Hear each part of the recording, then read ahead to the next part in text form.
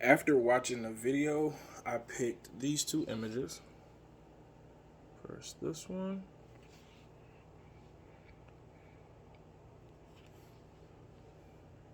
And second, this one. So, the reason why I chose the two images that I did is because it kind of tells a story within itself. The speaker for the TED Talk went from saying that he was like so active playing a lot of sports until he was like wheelchair bound, until he actually had the successive journey and the progress that he went through to become be able to walk and speak and everything again. So my purpose for using these two images is based in kind of like evoking that emotion.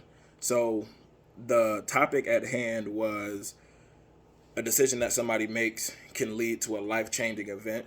And while just his story and his like tone of voice and the way that he was speaking in general conveyed that meaning of like the seriousness of not texting and driving, but you kind of tug on a different kind of string in a person or anyone for that matter when you kind of put a picture to that story. For example, when I was in high school, there was a road that had they always had cars that were like really really bad, badly beaten up, and they were from car accidents. And when the police would come and speak at our school, like it was kind of a in your face kind of reminder of like the dangers of drinking and driving, because all of these cars were people who either had lost their lives or people who were like seriously injured afterwards. And we don't have to see the people, we don't have to hear the person's story, but just listen to the officer say like this car is that physical representation of the consequences of you drinking and driving.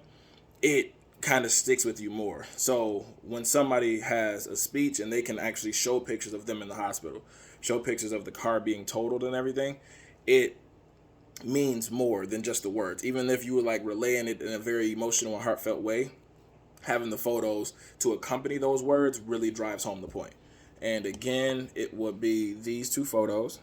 So this one is explaining his like love for physical activity, and this one would be the drastic change from going from a state of I'm very physically active, I'm up and about, and then now I'm on a wheelchair kind of contemplating this one text message or decision.